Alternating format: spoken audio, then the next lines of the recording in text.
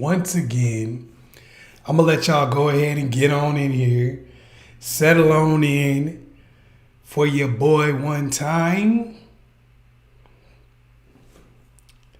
What's up? Who in here? I see you, D.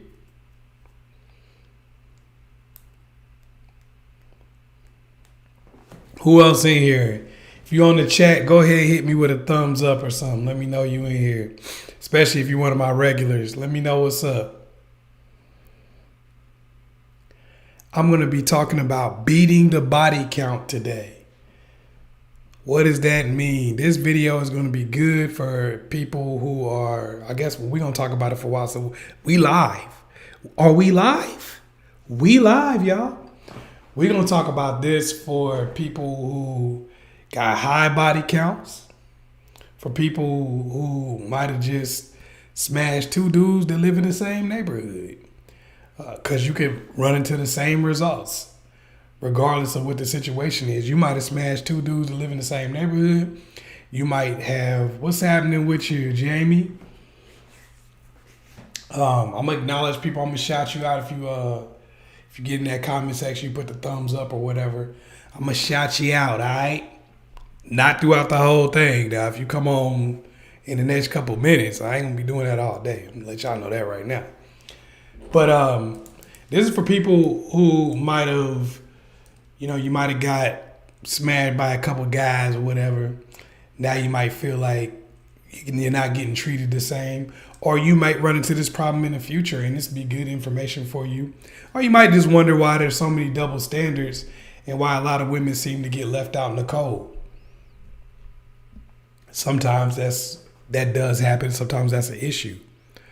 So I'm going to talk a little bit about that. Now, some of y'all are familiar with Kim Kardashian, the Kardashians in general, and the new wave of people like Harvey, who out here in the industry, the entertainment industry, people got to say what they want to say about them. Oh, she got a high body count. Oh, she getting ran through out here in these streets. Some of y'all are familiar with that. And I'm going to talk about that on this live because I really want to let y'all see, why are these people getting so many opportunities? Why do they keep getting so many high value men? Why do they keep getting so many men that operate at this extremely high level over and over again? And can you do the same? Think about it. Some people can't even get one dude. But you see Kim Kardashian, Harvey. Sometimes it's not even people who are famous. I just use some names of people who you would know. But there's plenty of people who've been floating around getting the highest level men. Hey, I got an aunt. I'm certainly not going to say her name. But I got an aunt that had married 3 rich dudes. The last one she got wasn't that rich. He wasn't that balling. But she married 3 rich dudes in a row. You know what I mean? And people were saying whatever they wanted to say, but she kept having the same success over and over again. While other members of the family can't get one dude that got a job. I'm just saying. So why? Why does this continue to happen? I'm going to talk about that in this video. Before I get to that, though, for everybody, I want to see who's on the chat right now. So make sure you hit that thumbs up. Give me a thumbs up or whatever, and I'll shout you out real quick before we get started. So give me a thumbs up, and I'll shout you out real quick. Also,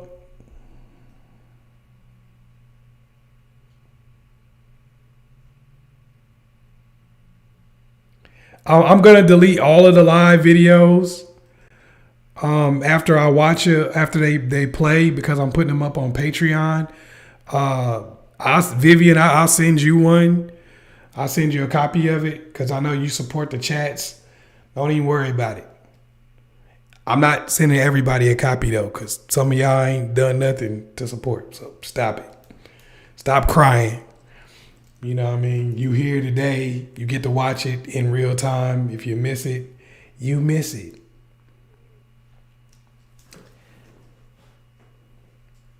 Yeah, my auntie was on the road. She killing it, you know what I mean? She was killing it. That's how I go. She didn't just know her worth. She had game, bruh. knowing your worth, it doesn't really mean much. That's not gonna get you anywhere. You gotta have that game. You gotta have game. Everybody feel like they worth $1 million. Every single person feel like they supposed to get somebody.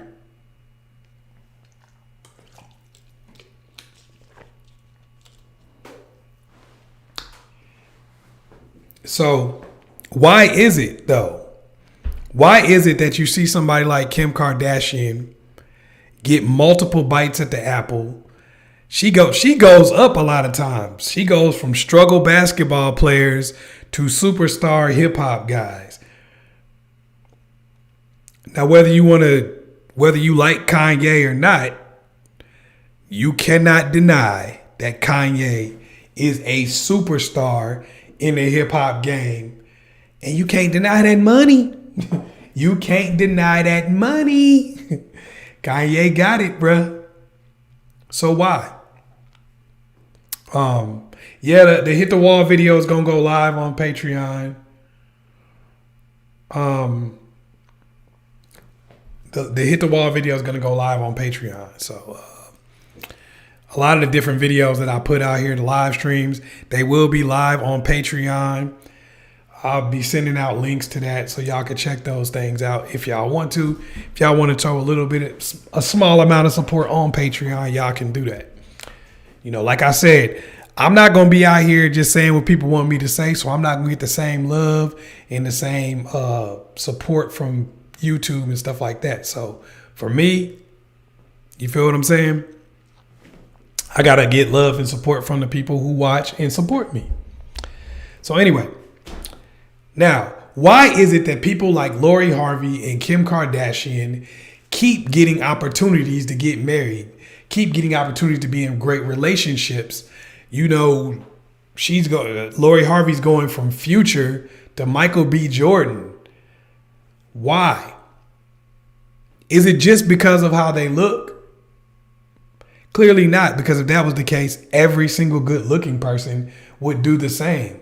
But we see plenty of good-looking people with bums. I used to work in the jail, and I saw people who looked just as good as Lori Harvey, just as good as Kim Kardashian, who would come to the jail and visit inmates because that's who they were dating. They would be in a relationship with an inmate. Why ain't they dating Kanye? Why aren't they dating Michael B. Jordan or Future or somebody like that?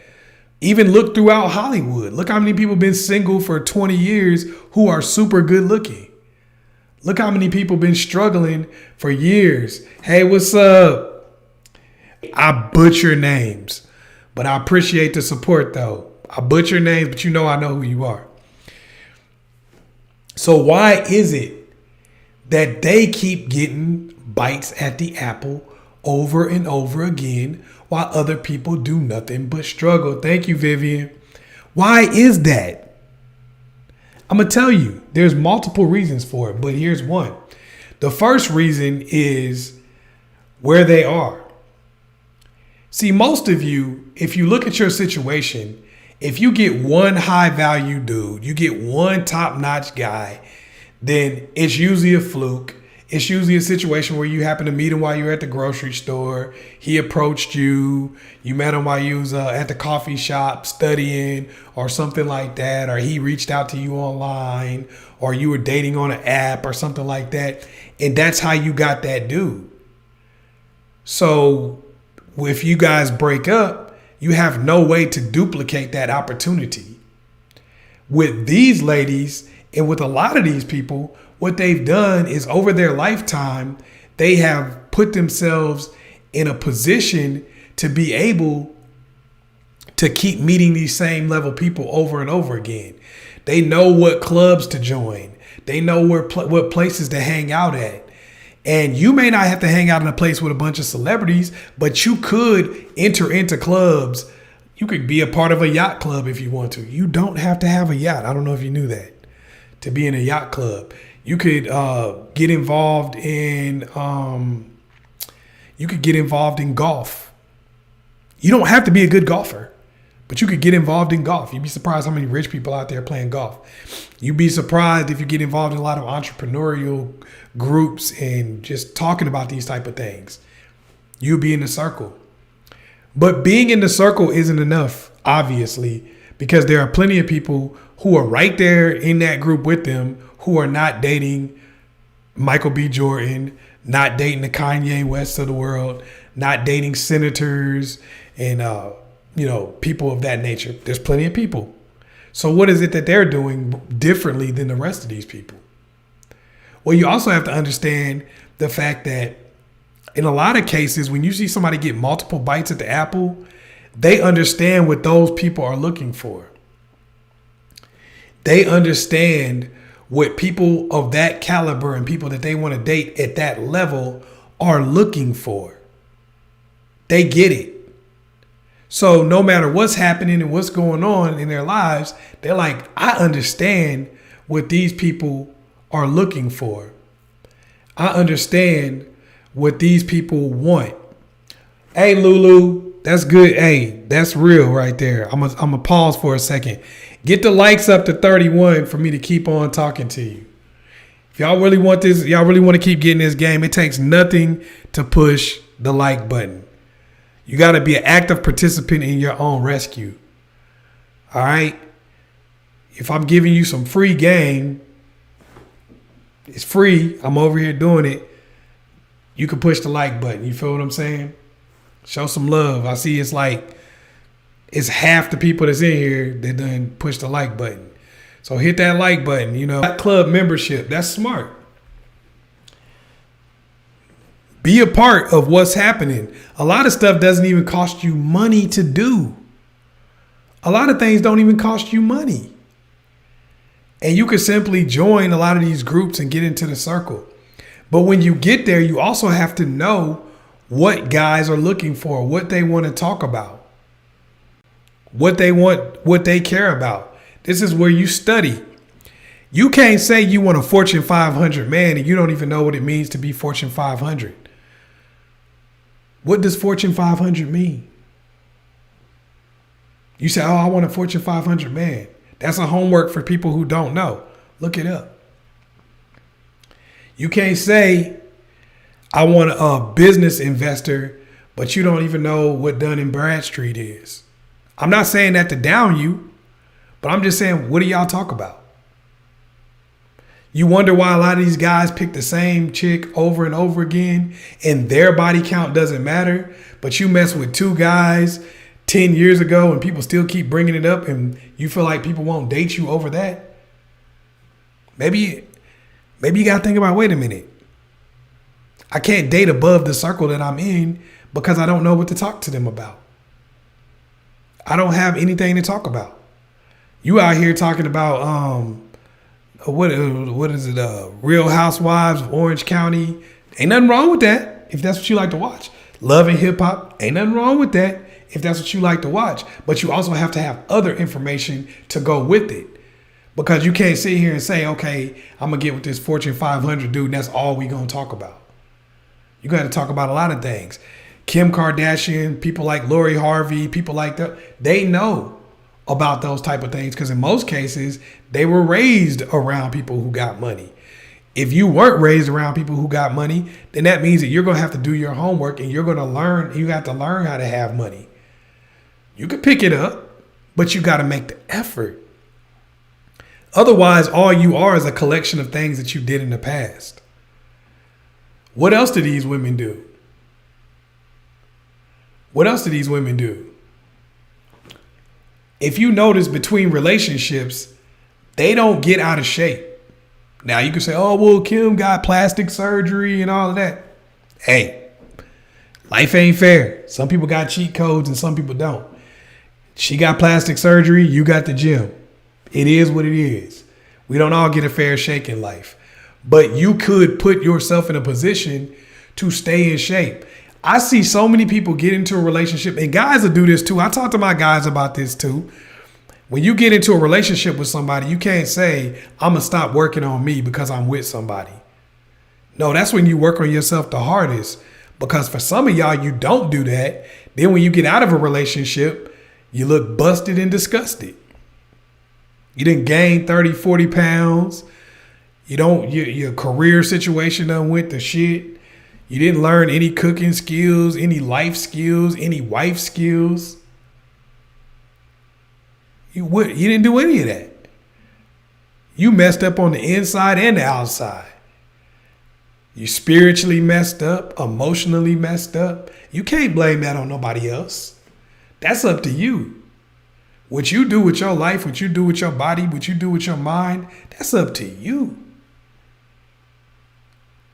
When you see some of these people that you might talk about and say, man, look at her, she getting ran through. Why does she keep getting dude after dude? She's not letting those relationships and those encounters take her down. You've been with one dude for 5 years. She been ran through by 3 or 4 or 5, 6 dudes, but not one of them situations took her down. You look awful. You're mentally messed up. You're angry. You're complaining all the time. You go out on a date with somebody, yell at them, get mad, talk about your ex, start crying, have a meltdown on the damn date. And then you wonder why they start looking at your body count. You start wondering why they start looking at your past. They're trying to come up with an explanation for how you are the way you are currently. Like, damn, how did you get this way? Clearly these dudes must have just jumped up and down on you and dogged you out. How often do you hear Kim Kardashian or any of these women who keep getting different bites at the apple talk about men ain't shit? I'm going to go back to my aunt that I talked about earlier. I never heard her say that.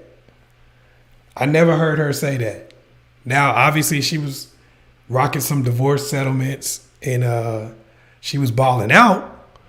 So maybe that decreased her bitterness. I'll give you that. But I never heard her say that. I never heard her talking down on men. Now, I heard other family members who struggle talking down on men. I never heard her do that. And I seen her go from mansion to mansion. I'm just saying. This goes into why you get so much of the double standard when it comes to men and women and sex. Why is it that men can have 300 partners and women can't? When the last time you heard a man talk about she used me for sex? I'll wait. When the last time you heard a man talk like that? So you can't be hot girl summer on Monday and then all my life I had to fight on Tuesday. You can't do that. If you got to own what you do, and most of these women that get multiple bites at the apple, multiple opportunities, what they do is they own whatever it is they're about. Like, okay, I'm out here. When the last time you said you heard Kim Kardashian on TV? Why did all these men use me for my body? Why did Ray J do my face like that in that video? I never heard Kim say that. I never heard Kim say that, bro. Kim is like, I'm having my life. I'm having fun. I'm talking to who I'm talking to. It's all love out here in these streets. And that's why she gets multiple bites at the apple. She does not seem to be a victim. If you sitting over here talking about all men are dogs and every dude that ever slept with me played me, you're not making yourself a sympathetic figure. You're making yourself seem pathetic and dumb. I'm not saying it to hurt your feelings. I'm just telling you how people view you. It's just like if a dude came up to you talking about all these women, they ain't nothing but gold diggers and users and I hate all of them. What would you say back? Who hurt you? Who hurt you? Well, that's how men think. They looking at it like, well, who hurt you? How many of these dudes hurt you? You're not making sex seem like a mutual experience. You're making it seem like something you got used, abused, and tricked for. Nobody likes somebody who plays victim. People feel sorry for victims. And the worst thing somebody can ever do is feel sorry for you. My dad used to tell me that. It's an insult to feel sorry for somebody. Because when you feel sorry for, like you say, yo, I feel sorry for you. What do you think I'm not capable of controlling and dealing with my own life? This is what you get from a lot of women. You think it's the body count. You think it's how many people you slept with. But a lot of times it's really how you carry it. It's really how you talk about what's happened in your life. It's really how you talk about situations in your life. It's really how you talk about your past and how you view your past. If you sitting out here making it seem like every dude you ever dealt with then played you, used you, dogged you, got over on you, then why would somebody else want to take somebody that nobody else wanted? Put the positive spin on it. Stop putting that negative spin on everything, because other people from the outside world can say whatever they want to say, but it's what you say that causes people to feel what they feel. I'm going to keep it real with y'all. Most dudes will date a woman with a high body count, because most dudes are dating people with high body counts. Right? Y'all know people. How many of y'all friends, how many people y'all know got high body counts? Right? And they got a dude. How many people you see on television? How many people you see on a regular basis? Yeah, of course people are going to sit here and say, yeah, I would never date or marry somebody with a high body count. Of course people are going to say that. But it's just like when women say stuff. I would never get with a man with kids. I would never get with a man who been with 300 women. Yeah, but what if that dude was Michael B. Jordan? What if that dude was Denzel Washington? What if that dude was George Clooney? What if it was Brad Pitt? Go ahead and lie to me. Lie to me. Go ahead and lie to me. I wouldn't get with them. No. Yeah, that's because you don't have the opportunity. If they came up to you right now, you'd be like, he changed. He changed. You come up with a whole different excuse. No, I swear he found God. No, I can't judge him. That's exactly what you would do. I don't care if y'all get in this comment section and contradict that. History teaches us that that is not the truth. The captain of the football team be out here smashing the whole school. And every girl say, I wouldn't mess with him. I wouldn't mess with him until they get their opportunity. Then it's butt naked, please.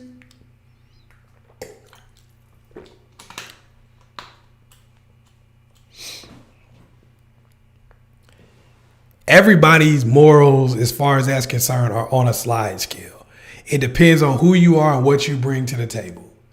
All these dudes out here talking about, I wouldn't mess with Lori Harvey. Lori Harvey ran through. That's because they don't have the opportunity to smash. That's because they would wife Lori Harvey up. They would carry Lori Harvey all around an amusement park if that's what it took. I promise you, they saying that stuff because they on the internet. They saying that stuff because they in a public space on an interview. I saw where Boosie was like, I wouldn't wife Lori Harvey. Stop it. Stop it, Boosie. You're saying that because you don't have the opportunity to. Body count is just something for people to talk about. But when a real opportunity presents itself to get with somebody, because you don't know, when you say these things, you say them without knowing the person.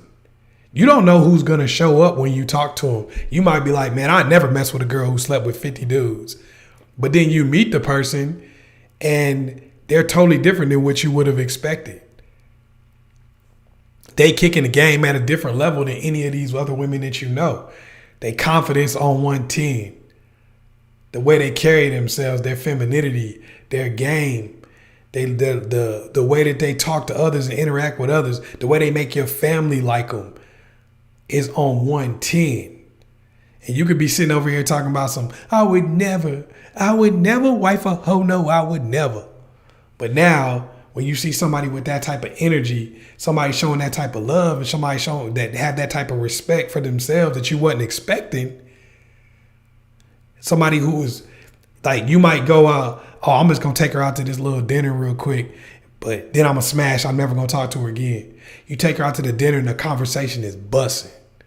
You take her out to the dinner and she over here just showing you, she done just studied you. And she know everything you like and everything you don't like. and you like, well, maybe just one more date, maybe just one more time, but after that it's over. You take her out again, it's the same thing. She calling you up, thinking of fun things for you to do. Oh man, I heard this was there. I know you like this. You want to go? You want to go watch this? I know you like basketball. Dang, I never had a girl do that. Now you look at the situation and you like, instead of me not feeling this girl like that, instead of me not liking this girl in the same way because of her body count and all that kind of stuff, now I'm like, well, forget what these dudes got to say. They ain't in my bed. You feel what I'm saying? That's what it becomes. All right, let's get these likes up a little bit more. We're going to hit that like button a few more times. And we're going to answer some questions. All right. Use the super chat feature that is located at the bottom of the screen on the right-hand side. That's the cash symbol on the right-hand side at the bottom of the screen. That's the super chat feature. Make sure you hit that. And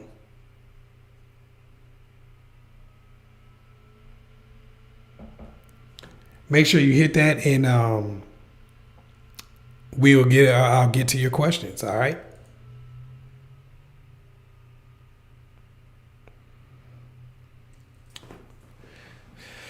So I want to talk a little bit more about this double standard while you guys are getting ready to ask your questions. I know some people going to come in. Hey, don't try to hit that last minute stuff like some of y'all be doing. Keep supporting the chat. Keep it going if y'all want me to keep going on. You got to be an actor. Like I always say, you got to be an active participant in your own rescue. So you see me giving out game here. You see me showing love. Y'all know that YouTube and all that is not going to just straight up support that. So make sure y'all hit that. Okay, make sure y'all hit that super chat button and y'all support. All right. So I'm going to go back into this double standard a little bit because it's really important. Now, I know some of y'all women, the double standard might have been created by men, but you women perpetuate that double standard each and every day. Why do you perpetuate the double standard? Because you are willing to date a guy who got 300-400 bodies. It's the same reason why the double standard is starting to change quite a bit, and you're starting to see more and more women. It used to be if you wasn't a virgin, you couldn't get married, couldn't even get in a relationship. But you're starting to see that change because exceptions are always made. Women are far less likely to date a guy who's a virgin than a guy with a high body count. That's just kind of how it goes. Because normally the guy with a high body count got that high body count through having game, having some type of status, money, good looks, whatever the case is. So when you see the good looks, when you see the status, when you see the bread, you like, I did care about the body count until I found out that he just got drafted number 1. Now I don't care anymore. Shoot, I care about that draft status because none of my friends care. My friends on board with me also. You better get with him, girl. You better get with him, girl. What you doing? We trying to get flew out. That's just that's how it goes. All right, make sure y'all keep hitting the super chat feature and ask me some questions if y'all want to. If not, I'm gonna get off here in a few minutes. Because a few people supported the chat, but when the chat support stops, I'm out. LaPeaches, you can ask a question that's different, that's off topic too. Just hit that super chat button. For anybody that's on here that wants to ask a question, hit the super chat button. Support the chat. Show some love. I don't know why I'd be saying Lil Peaches. I think it's LA Peaches. I butcher names, destroy them. I'm the destroyer of names.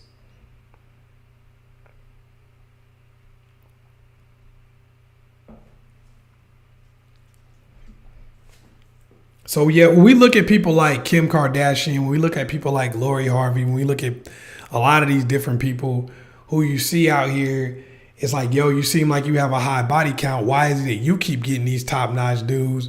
When I mess with Chris that worked over there at the Walmart, and now none of the dudes in my area, my neighborhood, have touched me. What's up? What happened?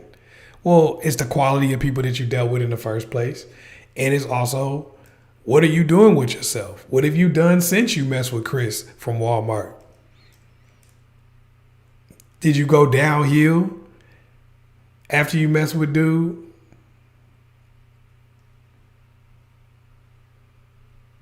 You might have missed a surprise. Oh, what I'm going to do for everybody that's on here right now is, as y'all know, I've got videos, the master classes on ChazzEllis.com for $9.99. If you are on this chat right now, if you are on this live stream, I'm gonna put out a coupon code for you to be able to get it for $5. All right, you'll be able to get any masterclass you want. You can hoard them. You can get as many as you want. I don't even care. The code is only gonna last for like a day or so though. For anybody who's on here, you'll be able to get those things for $5. All right. As y'all know, they've been 60. They sell for that. You know, it's people who are on here right now who buy a bunch of them. But I'm showing love to people who've been supporting me for the longest. Like I said, they're $9.99 right now, but I'm cutting them in half for people who are on here. This is only for the people that come on the live streams. If you didn't come on the live stream, tough luck. What you want me to say? You could have came on the live stream. So it's going to be up for a day. I'm going to give you the coupon code. It's going to be up for a day. So make sure y'all check that out if you want to. Now, don't come at me later on talking about some Chazz I didn't get it and all this kind of stuff. I don't even want to hear that because I sat here and gave it to you.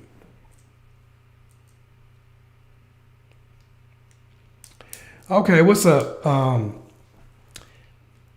I'm struggling with not wearing weaves and lashes. How do I stay confident with being natural? Well, look, I understand like if you might be like, I don't really want to wear weaves and lashes right now for whatever reason. It don't matter. Whatever your journey is, that's your journey. I ain't tripping off of that. But a lot of times when you've been wearing something for a long period of time, whether it be makeup, whether it be weaves, whether it be lashes, whether it be, I've seen dudes that even got fake beards that they wearing now. You feel what I'm saying?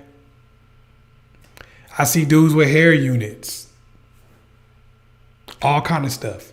All right, whatever that might be. If you for whatever reason you decided I want to change that or I don't want to wear this stuff anymore for whatever, or you may be going through a phase where you're not wearing it, it doesn't really matter. If that's the case, what you got to do is you just got to keep going out and getting comfortable as whatever it is you currently are. A lot of times we use things and we lean on them a little bit. It is more so than just something that's just an accessory. We start making it a part of us.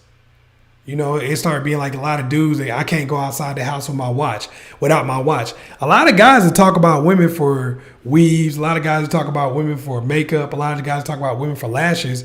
But if you look, it's dudes that can't go out the crib without a watch or a gold chain or something like that. Because these are adornments, these are things that they feel, hey, this make me look a little bit better or more appealing or makes people know that I got bread in my pocket or whatever the case might be. You know, for whatever reason they want to wear it. So if you feel like, hey, I'm not as comfortable when I don't wear some of this stuff, then it's a good idea to just go out and make it a diet of the mind. Hey, I'm going to go out today without my lashes on. I'm going to go out today without this weave in. I'm going to go out today without, just so even if you go back and start wearing it again, you don't want it to be dependent on anything. You don't want to think that something makes you beautiful or makes you what you are. If you want to wear it, that's cool. but you don't want to give it the power to make you feel like this is what makes me what I am. I'm not the same person if I don't have this on. And a lot of times what ends up happening is you kind of get it in your mind, like, because you've been wearing something for so long, that this is me, this is who I am. And if I take this off, people may not even recognize me or something like that. And most of the time, it really doesn't end up being as big a deal as you thought it was. So just go out a few more times with that, and go out as if you had it on. Try to match the same energy you have when you have it on, and you'll get the same feedback a lot of times, and that'll make you feel more comfortable as time goes on. A lot of us have things we hold on to. Is it bad that I spoil my nephew? I don't want him to be feminine or to be no good guy, father, husband, etc. I'm not his guardian, by the way. Should I make him do chores? Dude, that's your nephew. Spoiling somebody isn't going to make them feminine anyway. Because the reality is, that's the energy that you're generally going to give off, is feminine energy. Unfortunately, you got so many people who got to raise a kid by themselves, or some people who choose to raise a kid by themselves, that they think they can be mommy and daddy and try to be just as masculine as the father would be. And so this is what people will tell you sometimes, like, oh, you're going to make them feminine if you out here giving them stuff and not making them do chores. Like, look, I'm an aunt. And if I wasn't his aunt, I'm still a woman. That what you talking about is his masculinity. That's not my job. That's his dad's job. If dad ain't around or whatever, that's an uncle's job, grandfather's job. That's not my job as a woman to try to make a man masculine. How the hell do you do that? So, as far as I see it, what you got to do in that situation is just be yourself and be the aunt that you want to be. You could be the fun aunt. You said you're not his guardian. So it's not your responsibility to try to make that dude masculine or to try to give him chores. Or if you want to give him chores, you can. But I'm just saying, if you don't, and that's not who you are, you can't fake it. You can't be somebody you're not. Be the aunt that you want to be. If you always want to take them to Chuck E. Cheese and Six Flags or whatever park is around in your neighborhood or area, keep it up. Keep doing that. You deserve to be able to do that. You know, that's how it go. And you say he has his dad. There you go. That's his dad's job to make him masculine. You ain't got to get involved in that. Your job is to do what you want to do with your nephew, which is have a good time. I'm not making none of my nieces and none of my nephews masculine, feminine. I'm not doing none of that. My job is to take you to Chuck E. Cheese. My job is to give you some candy that you're probably not even supposed to have, just like my aunts and uncles generally did with me. I'm not out here trying to be your daddy. Period. Point blank.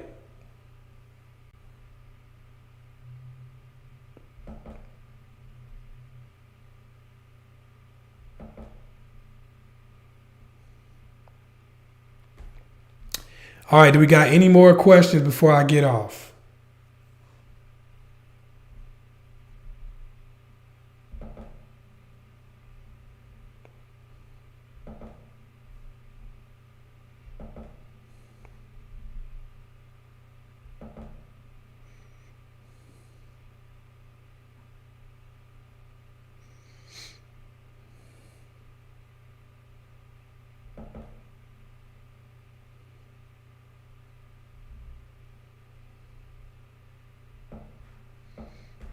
If you don't have questions, you can show love to the chat through stickers. That's also the happy face that's over there at the bottom. You can show love to the chat through stickers. So go ahead and do that. We got a lot of people in here. Patreon's doesn't have those on there yet, but I will send you guys the Patreon link. To probably be in the next one, or to be on the community. If you're not on the community, or if you've been missing videos, make sure you hit the notification bell, because otherwise you won't get certain stuff that I put out there and send to you guys. So if you want to get that Patreon link, that'll be up in the next couple of days. So make sure you go ahead and click the notification bell to get that.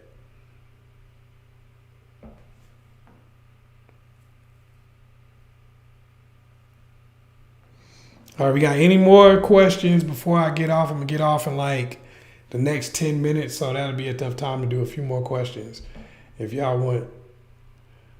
Otherwise, I'm out. I see you, Lulu.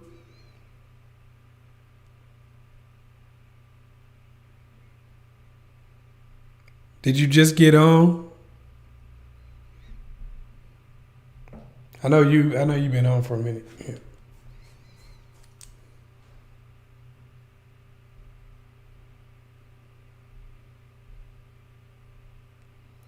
If you want to ask a question, hit the super chat that's down at the bottom. That's the cash symbol that's down at the bottom. Hit the super chat and you can ask questions before I get off of here. It does not have to be about what we talked about on this video. It can be about whatever.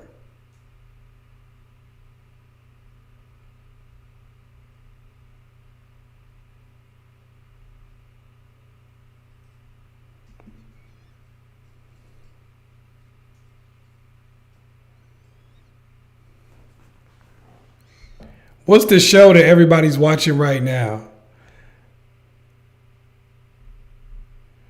What's the reality show y'all checking out right now? I've been watching Love After Lockup, and does anybody watch Marrying Millions on here? Thumbs up if you watch Marrying Millions. I'm taking a poll.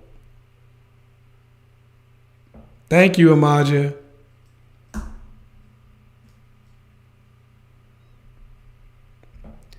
See, this happens all the time. People, the chats and the live streams, they become top heavy. You got a few people who show all the support, and then you got a bunch of other people who really don't.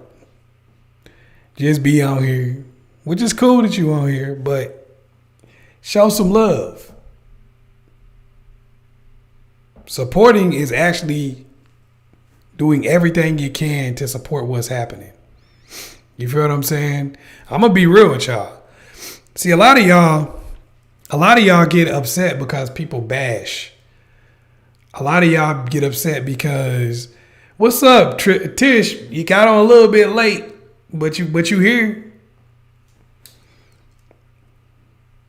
Oh yeah. I watched 90 Day Fiance.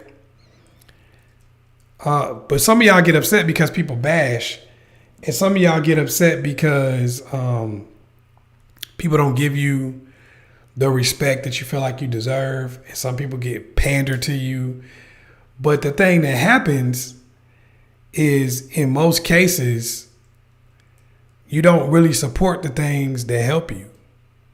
Not all of you, but a lot of you don't. You don't put your money where your mouth is. You know, and I'm going to tell you the truth. I'm not here just to make you feel good. I'm going to keep it a buck. What's up?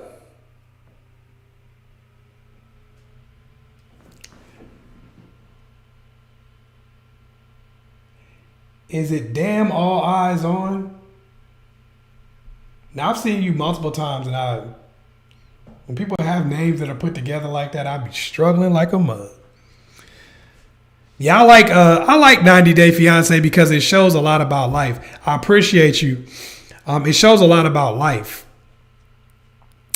and the balance of power in relationships. Because what you see with a lot of the 90 Day Fiance, for some of y'all who don't watch the show, is basically about people who get K-1 visas. This is where they come from another country and they get a visa to get married in America. They get 90 days to get married. If you don't get married, your ass got to go home. Well, you ain't got to go home, but you got to get the hell out of here. So I like this show because it shows what happens when the balance of power is shifted or is very lopsided in a relationship. Because you'll see some people who will just hold the green card over the person's head, be like, I'm about to send you back. And then you'll see some people will come over here, they don't have green card, they don't have anything, but they still running things. Some people get up in here and they run things regardless. Like I remember they had that Anfisa girl. She came over there and she was playing these dudes to the left. Yeah, a lot of them are gold diggers. A lot of them are definitely gold diggers. I'm going to tell y'all that for sure. A lot of these women that get on 90 Day Fiance are certainly gold diggers. A lot of these dudes are gold diggers, too.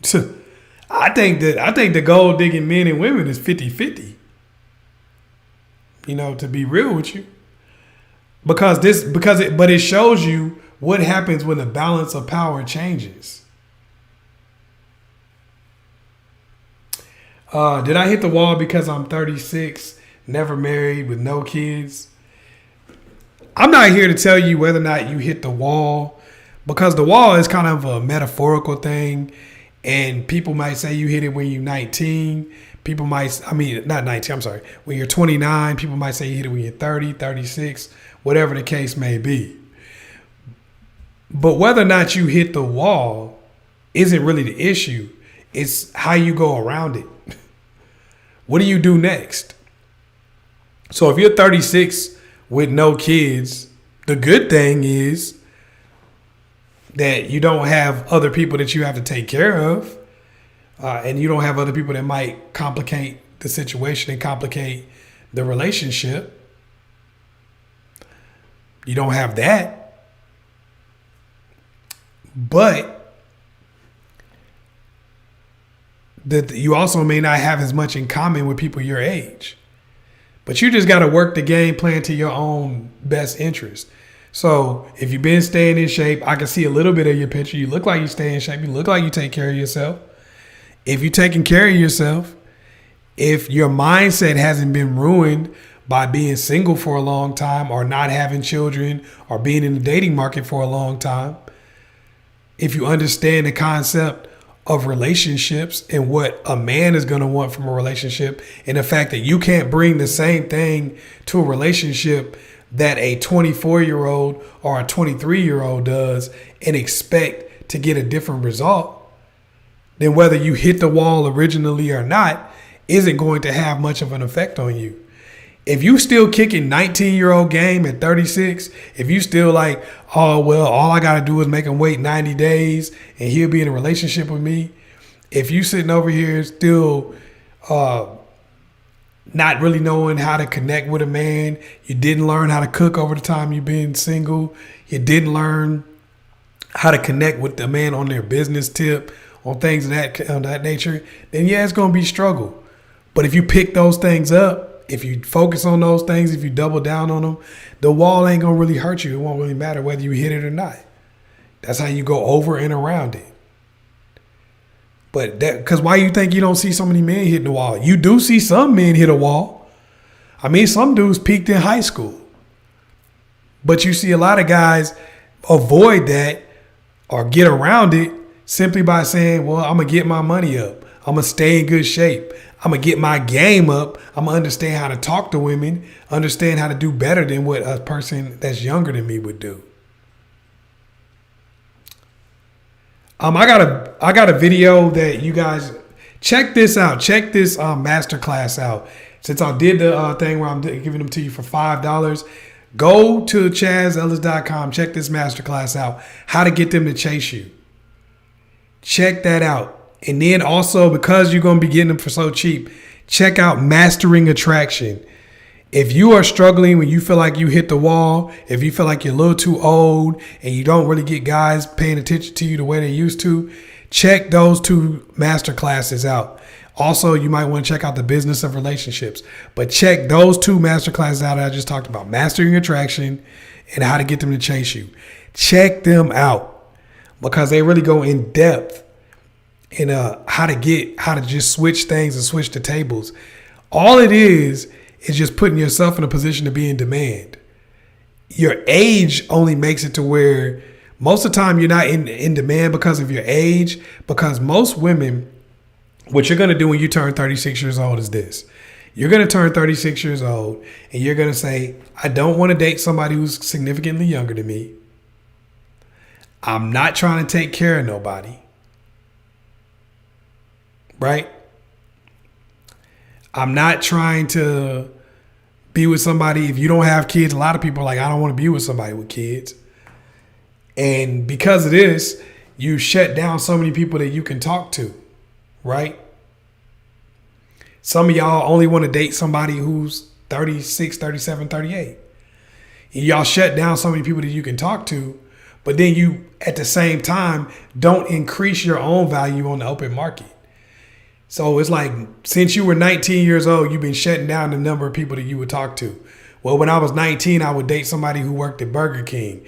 Now the guy got to make 60, 70, 80,000 or even six figures or even mid six figures. When I was 19, I would date somebody 21, 22, 23, whatever, all the way down to 19. But now I only want to date this small little age group that I'm comfortable with. But what did you change that was positive? When you turned 36, what did you do that made you a better catch than you were when you were 19 years old?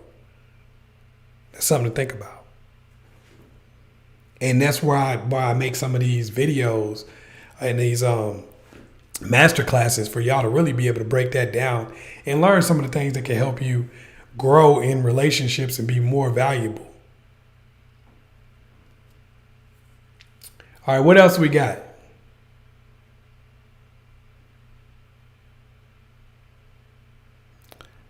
Hit that super chat button. Let's try to get this up to 100 before I leave here. Let's kick in, guys. Show some love to the super chat. Show some love to the live stream before I get up out of here. That keeps me being able to do them because, I'm spending time here with you guys, showing y'all love, prepping this stuff for y'all. So I need some love back. You feel what I'm saying? Show love to who shows love to you. Let's get somebody new on this thing too. I want some of y'all new people that's been in here to hit with a sticker or super chat, one of those things. Somebody new. If you've been doing it, you can do it too. But somebody new, kick in. Come on.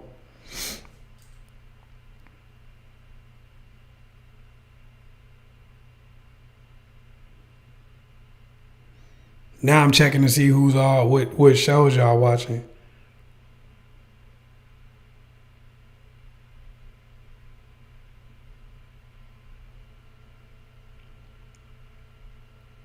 Seeing what shows y'all put down here. If you're not watching Marrying Millions, check that out. They didn't give me any money to say that, but that show is nuts. It's bananas. If you want to understand a lot about somebody, just appreciate you. Let me see who that was. Vivian, once again, appreciate you.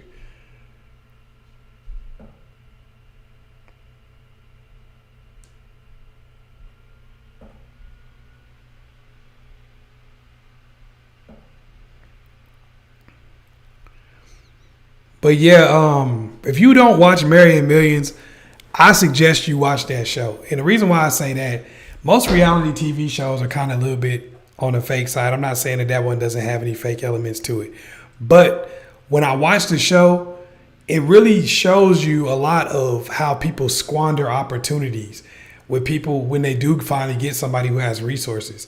I don't want you to watch it from the perspective of a woman. And, I'm team woman. I don't want you to do that. I want you to watch it from the perspective of the person who has money.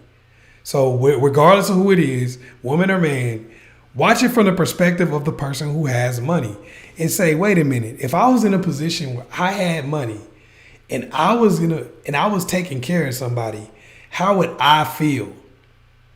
If I was the person with money, what would I think about this person's motives?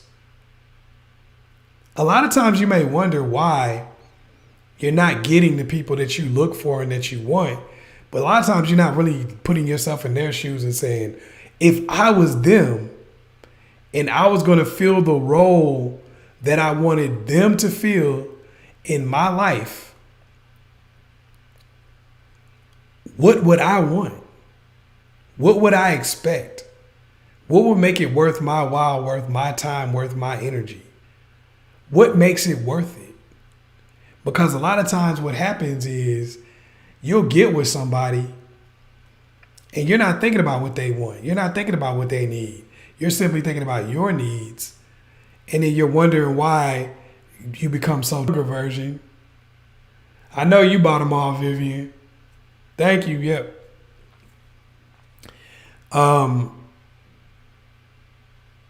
If you gotta look at it from that perspective, why is it that I'm running into the situation that I'm running into? Why? What would I do if I had money like that? What would I expect? What would I want? If I'm in a relationship with somebody, you got to look at it from their perspective. What would you want if you wanted someone to play the same role in your life as you want them to play, right? If you like, or if you were being asked, I should say, to play the same role in your life or someone else's life that you want them to play, what would you expect?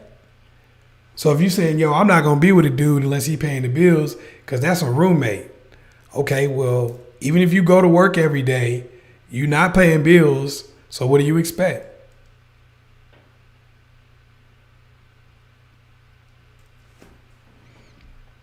Why do you think so many guys feel like there's less reason to be married and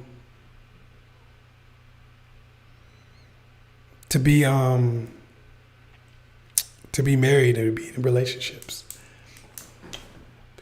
Vivian, you made a good point.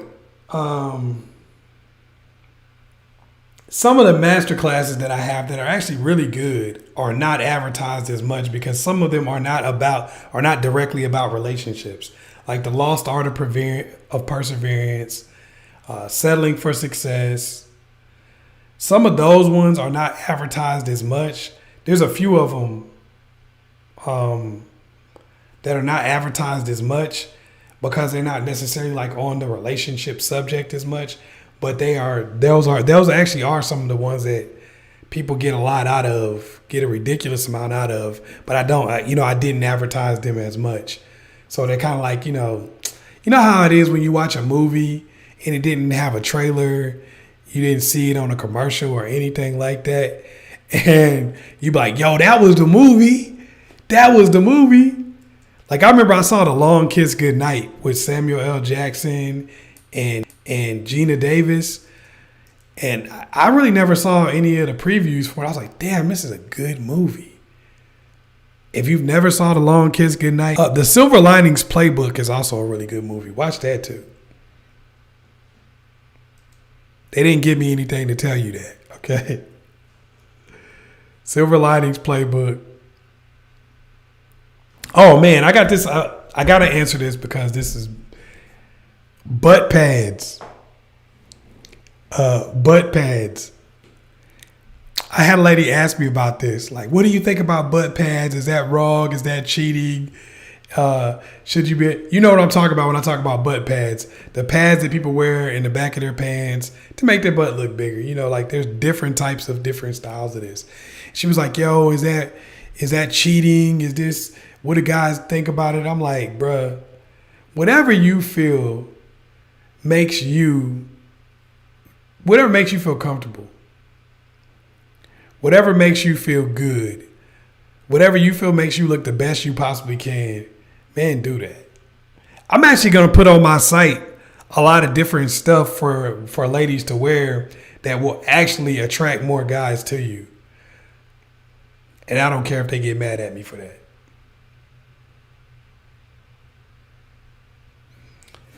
Are you asking what's The Long Kiss Goodnight about? Thank you, C. Alexandria. I ain't seen you. You must have just got in here. I ain't seen you on here. You must have just came through. You might have been like, did he be on here for like 2 hours a lot of times? Let me come through. I'm going to come through midway and see what he talking about. That might have been what happened there. Oh, the Silver Linings Playbook. Without trying to spoil it, I'm gonna try to give you like a synopsis without trying to spoil it. Okay, the Silver Linings Playbook is basically about this dude who has mental health issues. And the reason why he basically, like, his wife cheated on him, and he kind of had like a breakdown, and kind of went a little off for a minute, right?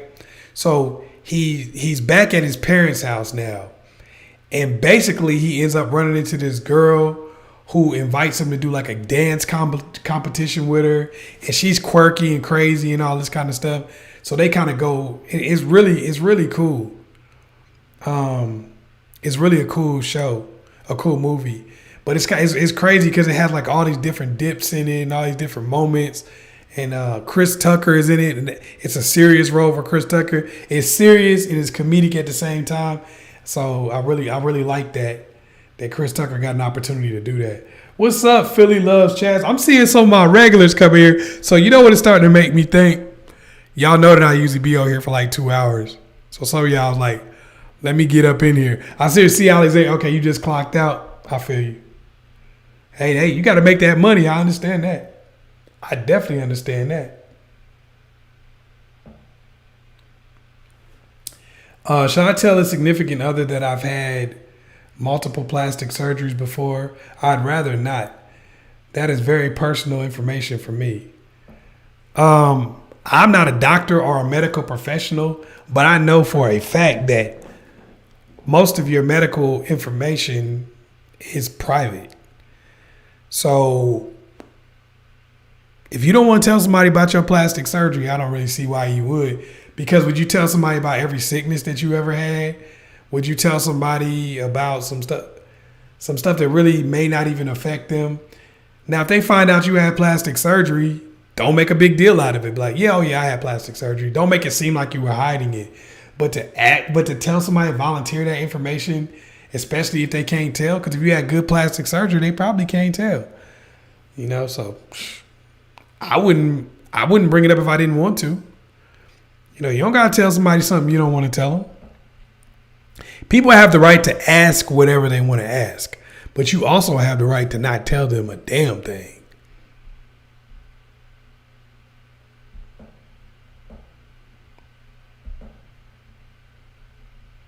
Some people be like, oh, I'm proud I had plastic surgery. Oh, I bought these titties.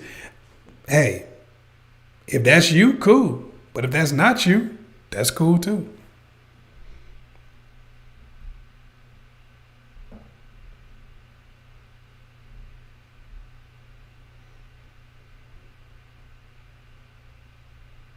You do not have to tell somebody about your personal medical history. I mean, you ain't got to tell anybody anything, really. That's your business to tell or not tell. Oh, no problem, Tish. No problem. Thank you. Like I told y'all, that's only for the people who came on the live. Because I always try to show love to people who come up and do some of the things. Like if I go live or something like that, I try to show love to people who really do support me, or really want the information. Not even just like you support me, but like, hey, I do like the information that you're giving out, and I support that information because I'm a lover of the truth, even if it's not necessarily my truth. But if somebody really keeping it real, even if I don't agree with them, I do like that, and I try to support it. Because my thing, and I tell people this all the time, if you don't like stuff, you can't get mad if you don't support what you actually do like. Because I talk about this to people a lot. In my own community, what you call technically the black community or whatever, I talk to people about this all the time. I'm like, don't let me catch you boycotting anything if you don't support anything you actually like. I don't want to miss me with the boycott. Oh man, I'm boycotting Gucci. I'm boycotting this. I'm boycotting that. But what do you support? So what do you support that supports you? You mad at these people because you say they don't support you. You mad at this group of people because they don't support you. You mad at these people because they said this or said that. Okay, but who do you support? What do you support? So a lot of y'all have not watched Marrying Millions. Okay, so only 15% of the people on the chat watch Marrying Millions. Check out that Marrying Millions. I'm telling you, because we're going to talk about it one day when we're on here.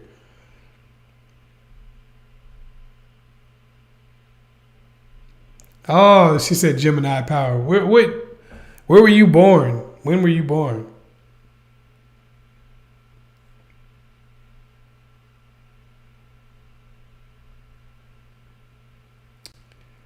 Family or fiance? Are you saying who should you choose, your family or your fiance? I'm gonna give you a second to answer that.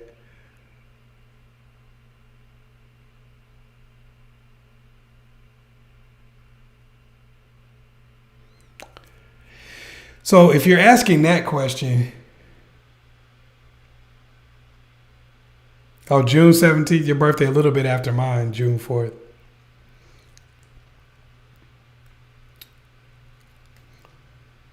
So if you're asking the question, what should you choose, your family or your fiance, which I'm guessing that's what you're asking. Anytime you're in a situation where you're in a racial, oh, it's a show. Family or, oh, bruh, my bad. I heard of that show. But you know what? Even though you asked that, you didn't really ask that question, I feel like I should answer it anyway. Because that is a good question. Sometimes we stumble on great things by mistake. And we got to roll with it. If you're in a situation where you got to choose your family or your fiance, I always say this. You got to ask yourself why you're in a position where you got to choose. Are you choosing your family over your fiance because your fiance out here beating your ass, hadn't had a job in 2 years, threw hot grits on your daddy? In that situation, you're choosing yourself. Because in all of those situations, choose yourself. Whatever's making you happy. Whatever you need. And if he beating your ass, if he throwing hot grits on people, that's probably not going to make you happy over a long period of time. He or she, whatever the case. So I say, ask yourself why. And then that's what you choose. Whatever is best for you. Because if you say choose your girl or choose your family, I'm choosing me. I'm choosing me 100% of the time.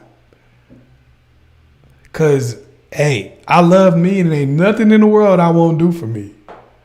Because if I'm gone, all is lost. Y'all going to sing a couple songs. Y'all going to put my face on a t-shirt.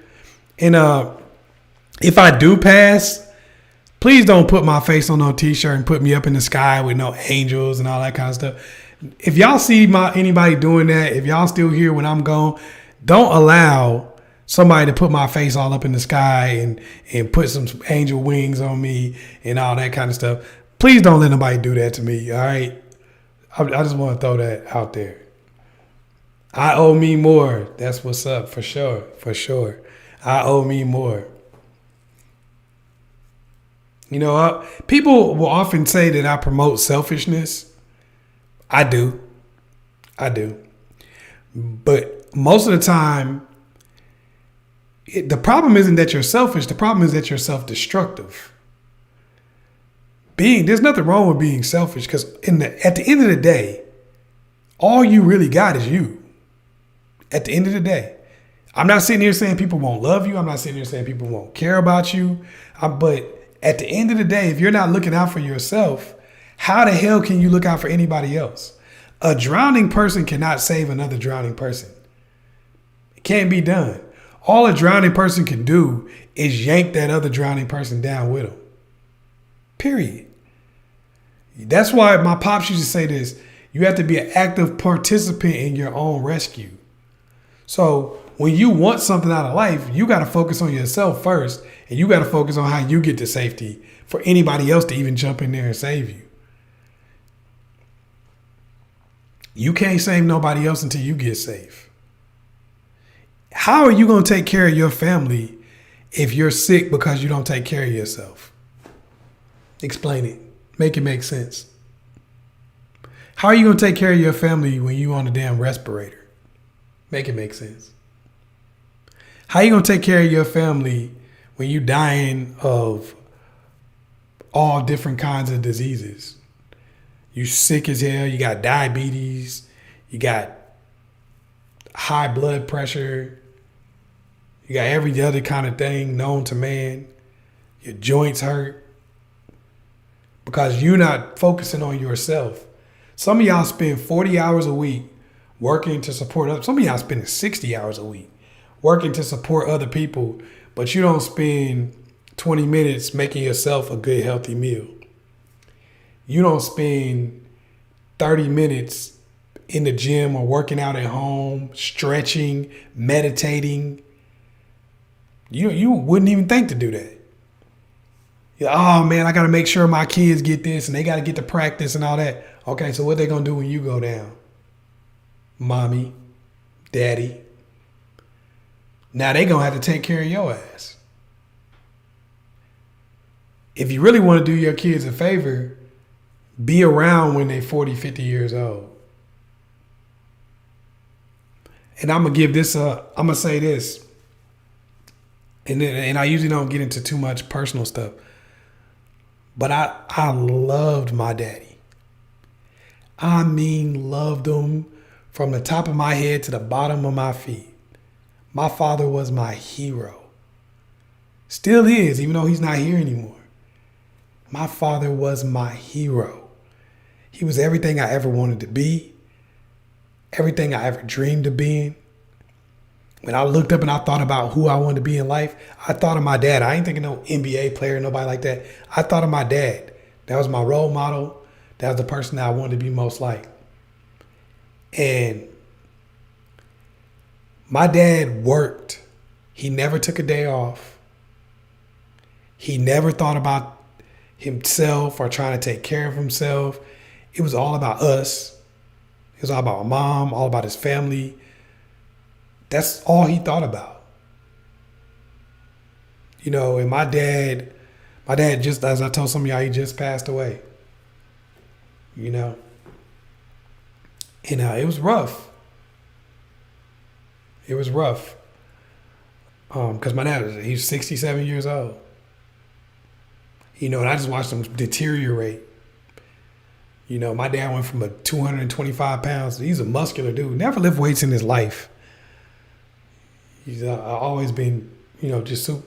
So on the outside, like he always looked really great, but he just never took care of himself. I really feel he worked himself to death. Because he never took any time off.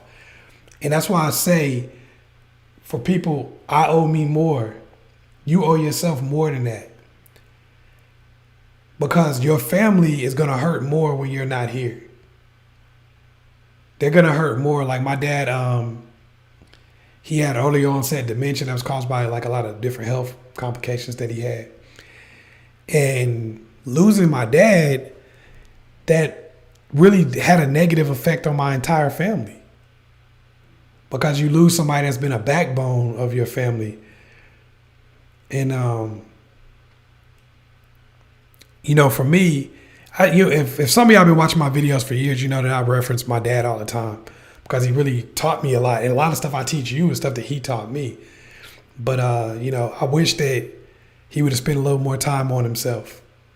So I'm going to spend more time on myself because I'm going to take something from you, Dad. I know he looked down on me. He could hear me, you know. Not all the time, maybe. I don't know how that works. But anyway, I know I'm going to take something. I'll take something from you, Dad. Dad used to tell me, wise people learn from the mistakes of others. Smart people learn from their own mistakes, and stupid people don't learn at all. So for me, I'm going to be wise, take care of myself, focus on your boy. And, you know, not to say I don't love other people and I don't show love to other people, but y'all ain't going to work me to death. Let's see. Okay. A coach said if there's a negative behavior existing, multiply them by 3 to determine if you can withstand. What's your take, Chazz? Oh, that's pretty deep. Let me see.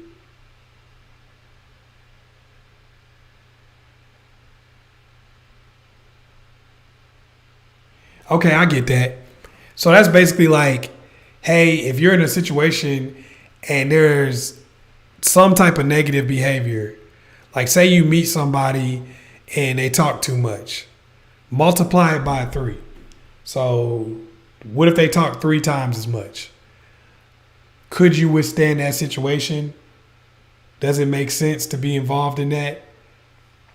I think that's actually good advice. My take on that is that's good advice. Because most of the time what happens with people gets worse as the time goes on or just becomes more annoying as the newness wears off.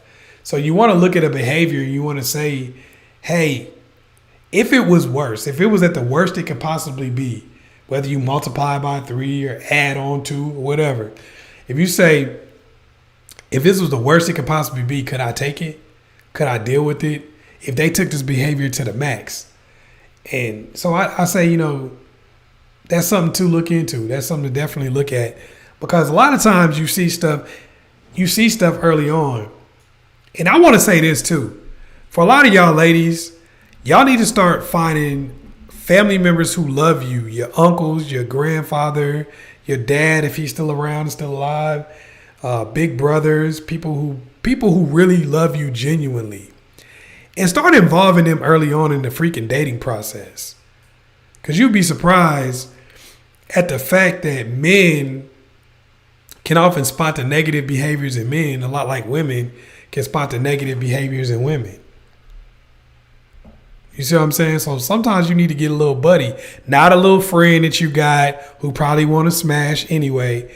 Not necessarily somebody your own age, but if you got an older brother, somebody that's way older than you, if you have an uncle, if you have your father, your grandfather, get them involved early on in the dating process.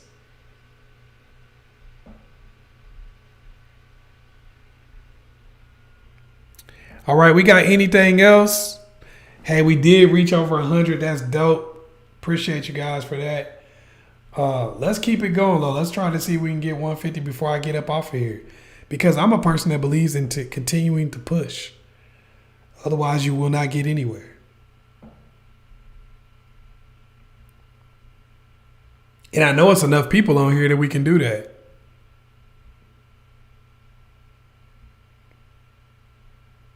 Some people who haven't done anything or haven't put any stickers in yet, if you haven't used a super chat yet, if you want to ask a question, even if you don't, if you just want to support the chat, which you should want to support.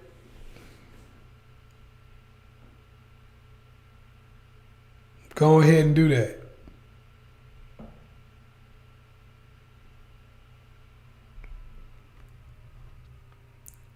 Okay, I'm going to do story time with Chazz if we hit 150. There's enough people in here that if we hit 150, I'll do story time. Somebody asked me about story time.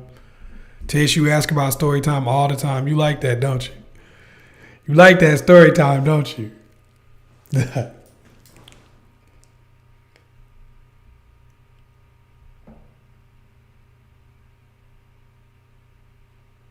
This story is going to be about an acting class that I had. For some of y'all that don't know, I'm a jack of all trades, maybe a master of some. I don't know. But I don't know if you can ever really 100% master anything. But I used to be I kind of still am an actor. I still do acting. But for some of y'all always like, oh, I saw you on this or I saw you on that. Some of y'all hadn't seen me on a damn thing, and that's okay too. But but yeah, this is something from when I was in an acting class a long time ago. I'm gonna give y'all some of this, and it's some real game. It's really about change.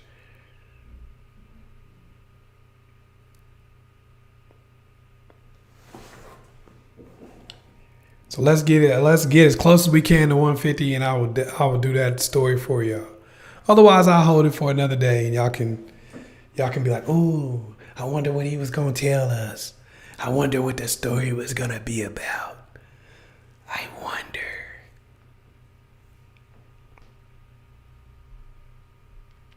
I'm gonna do a poll on here because I gotta know. Hey, how many people here are like born in the 80s? Before I do this poll, put a thumbs up if you were born in the 80s. You don't gotta say when, or 80s or before. It could be 80s or before. You don't have to say when, but put it, because I'm gonna check that out first before I do this poll.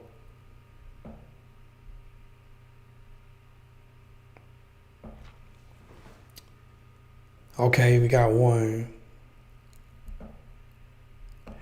Thumbs up if you were born in the 80s or before.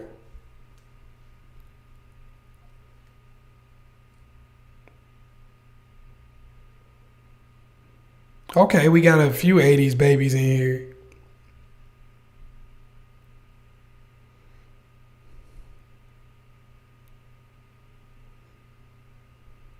$1985 all the way live.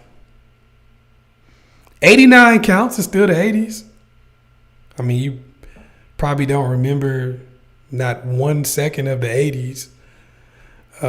You don't remember 1 second of the 80s. But the music and stuff lasted longer back then. So, okay. This is something we want to ask people because I got to know. I got to know.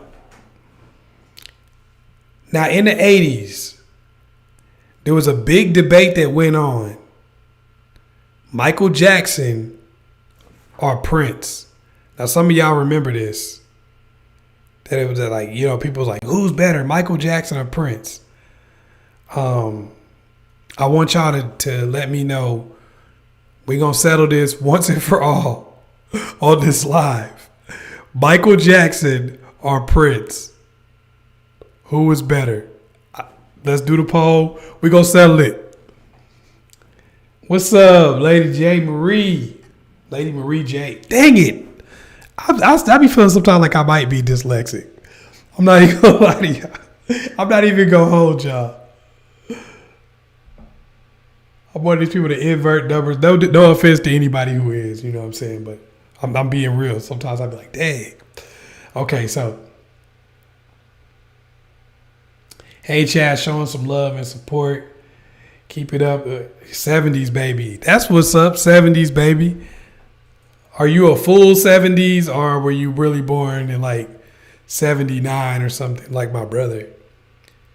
Because he'd be like, yeah, man, I'm representing the 70s. I'm like, yeah, you born in the 70s, but I don't know if you're going to say 70s, baby. Stop it. Stop it.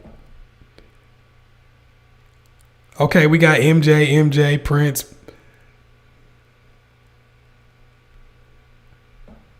Dang, it's kind of even. MJ, Prince. MJ all the way. Michael Jackson. Damn, somebody said no Prince.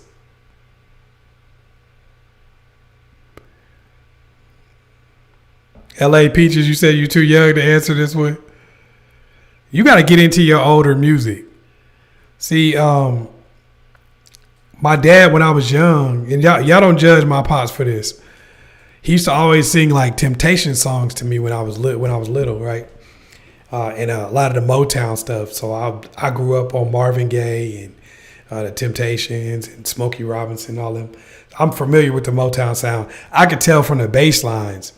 Even when the Jackson 5 was with him, if I hear something like doom doom da doom da doo doo doom doom da doom doom doom doom doom doom doom doom, that's because that's what they're known for, as those bass lines.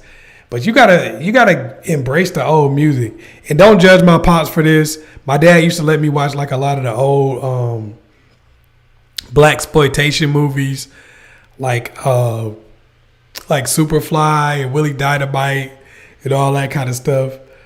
Yeah, he did. Don't come for my pops on that. My mom used to be mad as hell when he would do that. What's up, Sarah Schwartz? I don't think I've seen you here before. Chaz, should I be bothered if a guy I'm seeing follows and likes a lot of girls on social media? Is it worth bringing it up or laying low and observing? Man, this is a good question. I've talked to you guys about this before. If somebody's liking pictures and all that kind of stuff, what's the point of bringing it up? Because ultimately you gain nothing. It's social media. People put up pictures for them to like them. That's the reality. And just because they don't like pictures on social media doesn't mean they ain't going to cheat on your ass. And just because they do doesn't mean that they will. People like, that's what, if they were doing that when you met them, if that's what they do on their social media, I don't see why people just get on people's social media and trip. If you're dating somebody, you got to believe they like you. You got to believe they want to be with you. If you can't believe that, if you don't believe that, it's going to make it impossible whether somebody else get involved or not. Double down on a good relationship. Double down on the type of love you give. I tell guys this too. I tell guys all this all the time. Jealousy is the main thing that makes you look lame. Even if you feel a twinge in your heart, don't show that outwardly, because it makes it seem like the people that you're dealing with are competition to you. And whenever you make it seem like somebody's competition, that means you put them on your level. It's like the Burger King complex. If you notice, McDonald's don't reference other restaurants. Other restaurants reference McDonald's, which tells everybody that McDonald's is number one. Burger King always talking about, we got better fries than McDonald's. Why ain't McDonald's saying they got better fries than you? They don't give a damn about you. That's why jealousy kind of works that same way. Jealousy is basically saying, this person is on my level or better. Even if you don't want to acknowledge that, you're still saying it. You're saying it by being jealous. You could sit here and go, no, ain't nobody on my level. If that was the case, you wouldn't be jealous. If a dog barks at the moon, nobody cares.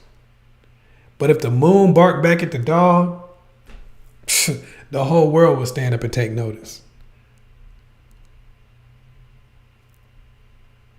That's a good question, because a lot of people run into that same problem. So we got MJ is up 80%. Damn. Nobody like Purple Rain? Nobody?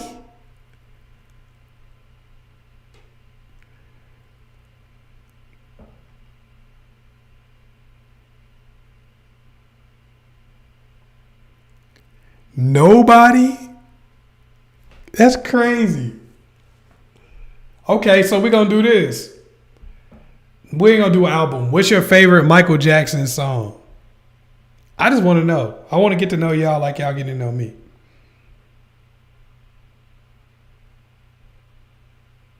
And I want y'all to watch some of them blaxploitation movies from the past.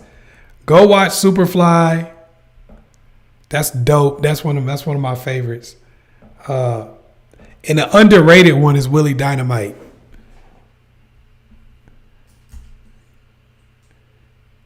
I remember I got in trouble because I was singing the Willie Dynamite song.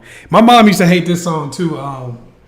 You know that song, If Loving You Is Wrong, I Don't Want to Be Right? My mom be like, you ain't supposed to be singing that. That song is dirty. You know, my mom conservative and whatnot. But that song is banging though. That's back when they used to make music where they would have the really good intros. Like the guitar would be singing to you. Like, boom, boom, boom. And then they come in, if loving you is wrong, I don't want to be right. You'd be like, oh, snap. That's how they used to do it back in the day, man. So somebody was like, I like Prince too. Y'all played Prince to the left right here. I ain't gonna lie to you. Chazz, if a man has a genuine interest in you, how soon should he invite you to his place? That's gonna depend on the person. But a soft invite can happen right away. Cause I mean, hey, if somebody gonna give you the booty, you gonna take it. You know what I mean? Let's keep it a buck. I don't care who she is. If you like the girl and you're interested, if she gonna let you hit it earlier than you would think, you know, every guy pretty much, especially a guy with some confidence, is gonna test the waters. But normally it'd be like 2 or 3 dates. Hey, I'm gonna give you a date to show you that I'm interested, that I really like you. Might give you another date just to make sure, that I'm not just trying to smash. And usually by the 3rd date, they're gonna at least throw it out there. But if the person is really interested, then if you say, no, I don't want to come to the crib, they'll still do something with you and hang out with you. But they will try to throw it out there. Usually it'll be like second, third date. Now, like I said, you could get a soft invite at any time. Like, yeah, I'm just gonna be at the crib chilling, watching the Silver Linings Playbook. If you want to, maybe the long kiss goodnight. If you want to come through.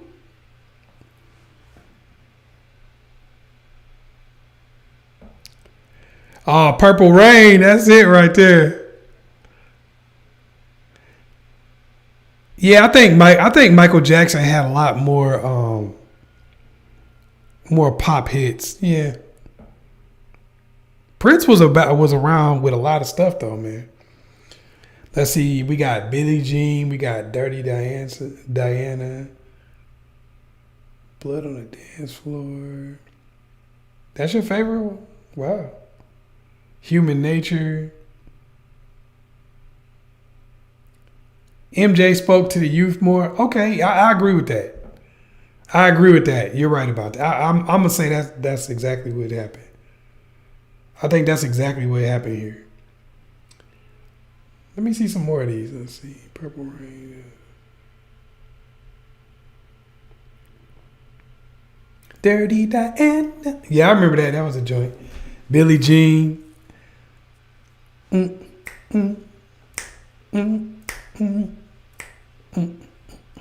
That's crazy that he made Billie Jean and then he claiming those 2 kids, or what is it? Is it 3 of them? I think it's 3 kids. That is that ironic to some of y'all? Like that's one of his most popular songs is where he's denying a kid who he's like the eyes look just like mine, but then he claiming some kids that look nothing like him. I'm just throwing it out there. Hey Chazz, what do you think about dating in secret societies like the Masons, Shriners, etc.? That's a good question.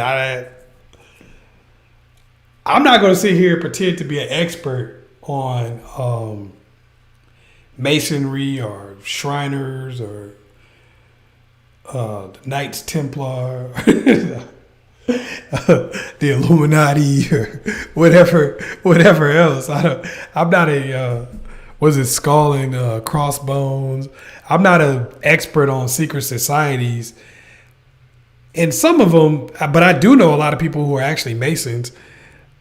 They all seem like nice guys to me. I don't think they're that type of Mason. If what you're maybe referring to is like some of the nefarious activities or whatever. I don't think they're that. I think most people are probably just regular ass people who are in some of these societies. But I don't know. I think you just got to really look at the individual and what you believe and see if their beliefs line up with what you believe.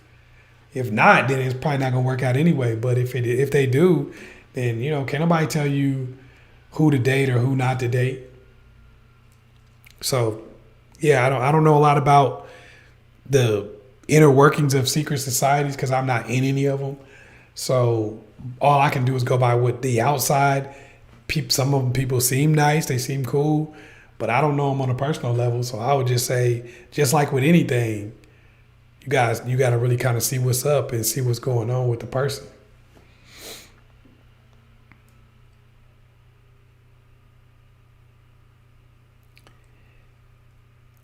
Yeah, I can see what you're saying, like, because I'm reading some of the comments and I'll be trying to read them out loud sometimes, but yeah, MJ was probably a better entertainer because Michael Jackson could dance. He could sing. Did y'all see him in The Wiz? Incredible. Incredible. That's why Diana Ross got in The Wiz. Because originally they were going to use Stephanie Mills and they used Diana Ross instead because she basically was like, yo, Mike ain't doing it if I don't get the part. That's why Diana Ross seemed a little bit old for the part. That's why that happened. Little Hollywood trivia.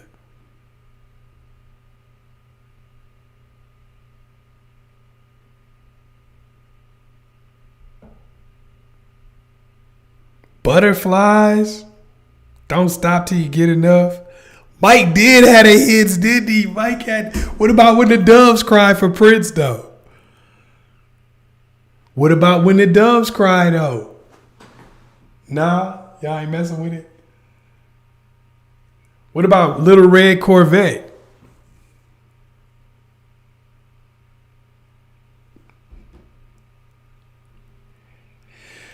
Let's see.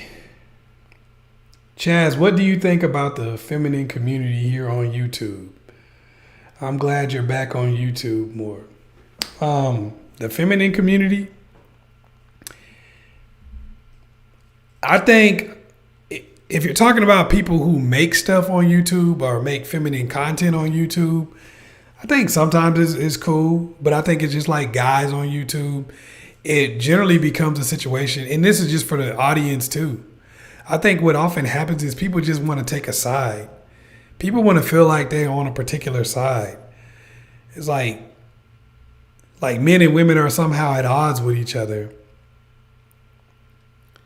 But at the reality of it is men and women got to work together. And a relationship is supposed to be about both people winning and get what they want. And that can happen. But I think what happens somewhere along the way, people profit off of dissension though. This is like with racism. This is like with sexism, religion. People generally profit off of dissension. So you see more and more of it. And you see it constantly being promoted on YouTube and on all other social media, really. So the more negativity flows back and forth because people talk about negativity more. You notice that people will rarely come up to you and tell you about something that they love. But when something happens to them that they hate, they tell everybody in the world. Everybody and their mama, everybody and their grandmama.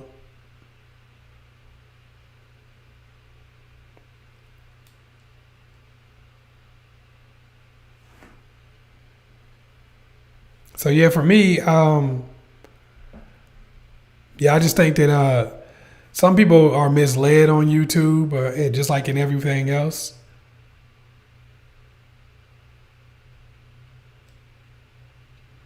Like I think a lot of women get on YouTube and they listen to people, and sometimes it misleads them and make them think that men are the enemy.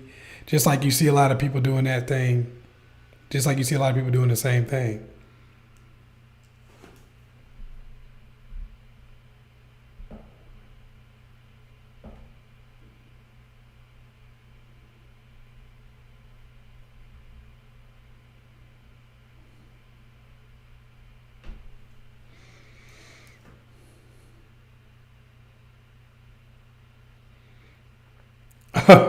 How many female clients have ever hit on you? That really doesn't happen to me very often. I mean, not clients, as far as like people who may just watch like a few show or a few YouTubes or something like that. Some of them will hit on me, but no, for the most part, no, that I don't get that from clients. Maybe a couple have over the years, but I've been doing this for so long and working with so many different people. But I don't put that energy out there when I'm working with a person either, for you to be like, oh, here, I'm gonna hit on you or whatever. Because I don't believe you can really do that. You can't be trying to help somebody and trying to smash at the same time. How does that work?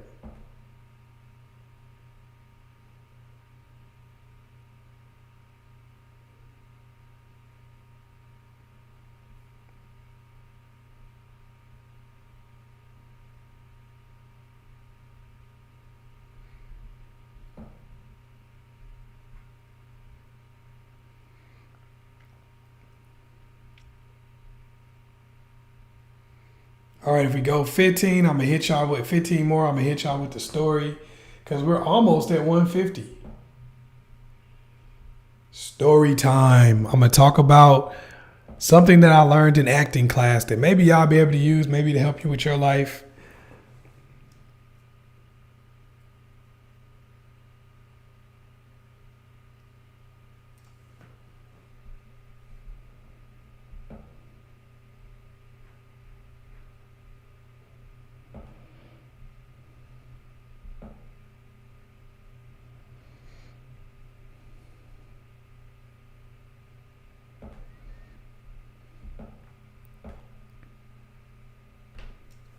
I'm over here in y'all little comments, seeing what people are talking about. That's a good question, LA Peaches. Nobody really taught me how to think. I always had kind of an analytical way of seeing things. And then I learned stuff and I picked stuff up. I learned from so many people. I learned from little kids. Like when I coach a basketball team or something like that, or boxing or whatever, man, I learned so much stuff from a little kid. You know, I learned from everybody around me. I learned from homeless people. I learned from all kind of people, you know, just anybody. My grandmother, my uncles, my pops, my mom. So many people put me up on game. Okay, I'm going to come with this story time. All right. So, back when I was in college, I was taking an acting class. Which, side note, if you want to be an actor, acting classes can be good because they give you a lot of practice and they give you a lot of opportunity to break down scenes and things of that nature. But don't let somebody really try to teach you how to act. Because a lot of times if they teach you how to do every line and stuff like that, they can kind of over teach you and it makes you worse. So when I was, can y'all hear me still? Hit the thumbs up button if y'all can hear me still. Before I go into this story. Thank you. Thank you for showing love.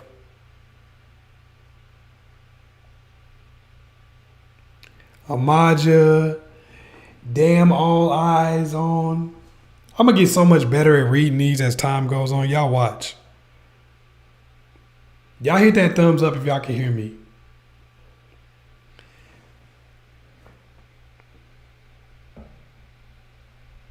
Okay, y'all can or? Cool. Okay, cool. I'm just making sure. Okay, so I'm in college and I'm taking acting, right? And I'm just starting to get passionate about acting again. Because when I was a kid, I actually did Shakespeare. I played Othello before. Which I may remember a little bit of that, but I did Othello before. I did a couple other people. So I loved acting when I was younger, but then I didn't really think about doing it so much as I got a little bit older. You know, there was different things that I used to do, but I wasn't, you know, I played sports a lot and stuff like that. So I got into college and I started acting and I started taking some of these acting classes and I was like, man, I started liking it. You know, I started really feeling it. And I got into this acting class with this guy named Steven. I can't recall his last name. Doesn't really matter. But anyway, he had us all get on stage. And he was like, I want y'all to play something with no words. So everybody was supposed to get on stage and play something with no words. And one guy gets on stage and Steven would give you a card basically, and you would try to play what was on this card. And everybody, you know, nobody can see it. It's kind of like charades, I guess. Yeah, it actually almost exactly like charades. Okay. But it wouldn't be like guessing, you know, everybody wouldn't be like trying to yell it out. They would watch the whole thing. So you watch the whole thing and then you try to figure out, everybody would try to see if they knew what you were doing. So I'm over here watching this dude. He's doing he's up there and he's kind of moving around on stage and, you know, we don't really know what he's doing, but I could tell he's really trying to do something, but we don't really know what he's doing. Nobody's getting it. So he finishes, right? And Steven is like, okay, what was he doing? Crickets. Everybody just looking at each other. And Steven started kind of going in on him a little bit. So I'm like, man, let me front and just take a shot in the dark. And I was like, he was drunk. And that's what I said. Steven like, okay, where is he? Is he an old man? Is he a young man? He started throwing a lot of questions at me. He was throwing a lot of words at me at one time. And I was taking them as disrespect. Now, I really didn't know what to do. I really didn't know what to say. So I was like, damn, Steven coming at me. You know what I mean? So I was like, I don't know. So I had to back off. I tried to help him, but I couldn't do it, right? So what Steven ended up telling me was like, Steven starts talking to the guy. And he's like, I want you guys to understand this concept. He said, tell him what you were. He said, I was a guy an older guy at a train station. It's cold outside because the cards actually had like a detailed thing that you're supposed to play. And this is what I was playing. And he was like, and Steven was like, did anybody get that? And we're like, nah, nobody got any of this stuff. And he's like, the reason for that is because all you did was put on the coat. You put on the outside of the character, the most obvious thing, and you thought that that was your transformation. You tried to turn into this character, but all you did was put on the most obvious part. That's like putting on a coat. That's like going outside and saying, I'm not going to put on my pants. I'm not going to put on my shoes. I'm not going to put on my underwear. I'm not going to put on my shirt. I'm not going to put on my socks. All I'm going to do is just put on a coat. It's hollow. It's meaningless. There's no depth and there's no layers. This is something that often happens with change. Have you noticed when a person seems like they want to change their life? They seem like they want to really make some moves. They seem like they want to become a different person. All they do is go out and buy some new clothes.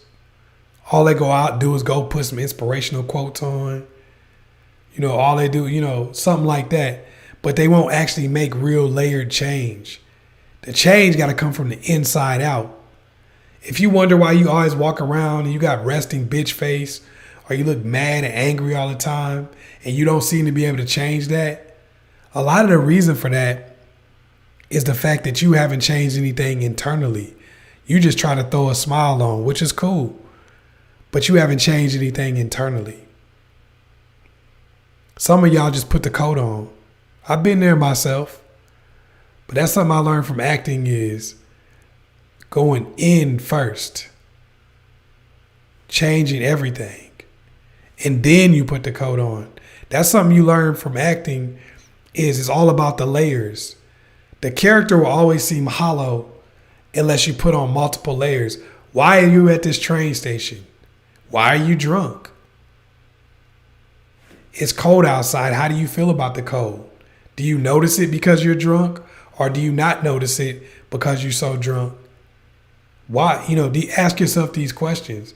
This is something you want to do whenever you want to make major changes in your life. Why am I changing? What does this change really mean? What is that? What does it really mean? People always tell you to change your friends. Oh man, if you're doing bad, or if you need to change your friends. How you gonna change your friends when you didn't change yourself?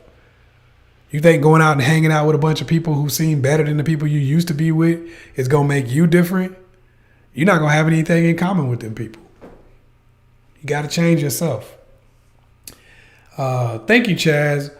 What if you have made the mistake of showing jealousy in early stages? Is it worth talking to him, or should I start new? He continues to ask me out. When I decline, he disappears. Look, if you already showed jealousy and everything like that, I totally understand why you might want to restart with somebody else. If you haven't built enough with this person or it don't seem worth it, keep it moving. If it does seem worth it, you like the person a lot, you can backpedal from some of the stuff that you've done by just not doing it anymore. Double down on confidence. Instead of, ask yourself the question, why was I feeling so jealous in the first place in real life? Not because they liked the picture. Why does that threaten me so much? That's like what I was talking about just now. The internal layers. This is the coat. What I'm doing and how I'm responding, that's the coat. But let's go back into the layers. What is it that makes me respond in this way? Why do I feel like and if you start breaking some of those things down, then the reality is you won't matter what you did in the past because you won't act like that anymore. If you start breaking some of those things down and you don't act that and you don't respond that same way because you just don't need to, then it's going it'll be a situation where things won't be the same. Where some of the things you made a mistake on won't matter. All right, we got a few more minutes on here. Hit that super chat. Make sure you hit the likes. Everybody just go ahead and hit that like button over and over again. Likey like.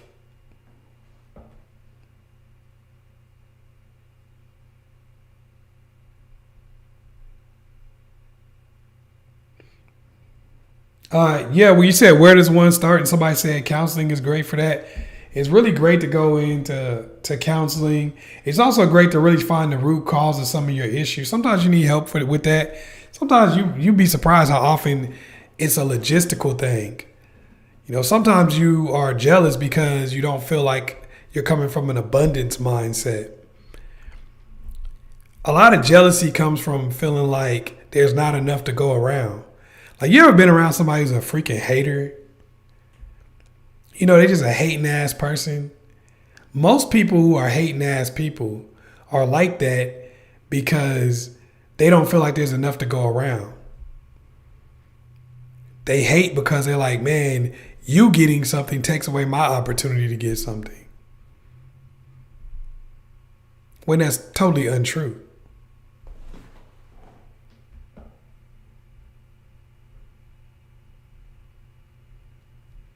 Sometimes that's really one of the things you tap into is why am I not thinking in abundance?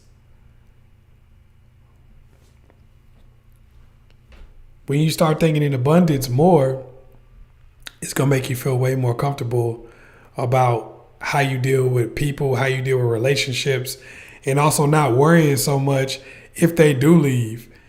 Enjoying the moment, that's something else that you got to look at. How do I just enjoy my moments? If I'm out on a date with somebody, if I'm in a relationship with somebody, if we're enjoying each other's company, how do I just enjoy the moments that are here for me?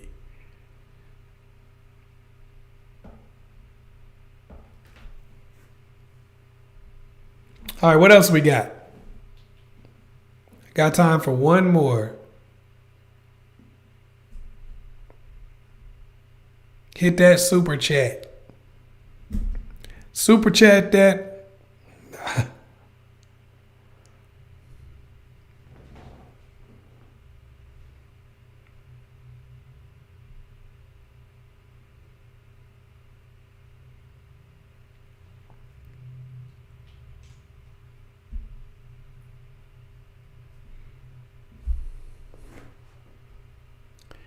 All right, we about done.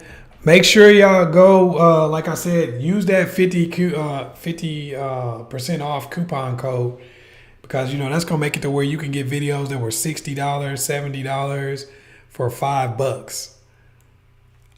That's not going to be going on for a long period of time. I think that one's going to be going on for like today.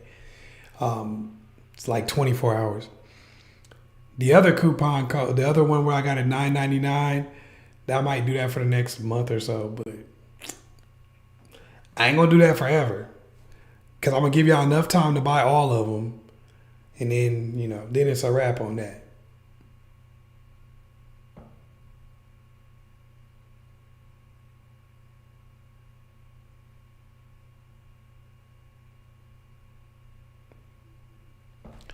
See, Alexandria, you actually said something that's really good there. So you said men put women in situations where they feel like we'll be against each other. But you got to move smart in these situations. Look, this is something people do. I'm one of the few people out here to give advice to both men and women. But also people a lot of times just being themselves. It ain't always, and I tell guys this too, it ain't always some master plan. Sometimes people just like a picture. You know, sometimes we take our own insecurities and our own feelings and we put, like, it's like if a woman put up a picture of herself in a bikini And the dude like, oh, see, she just trying to get attention to make you feel jealous and to try to do this and try to do that. Man, sometimes she just wanted to put up a picture in a bikini. It really, maybe she wanted some likes. Ain't that why people put up pictures anyway? People generally put up pictures to get likes. That's probably what she was doing. You know, people make it deeper than that. If a dude liking a picture, if you put up a picture in a bikini and you wanted likes, think about it. People like the picture. So if a girl put up a picture and dude liked it, they did what you wanted other people to do. We want people to like our pictures. That's why people put them up. By the way, follow me on Instagram at AskChazzEllis. Nah, for real though. Follow me. I'll follow you back. Matter of fact, if you follow me tonight, I'll follow you back. If you follow me tomorrow or next week or something like that, probably not. I'm not even gonna lie to you. But if you follow me tonight, I'll follow you back. I am Chazz Ellis on Instagram.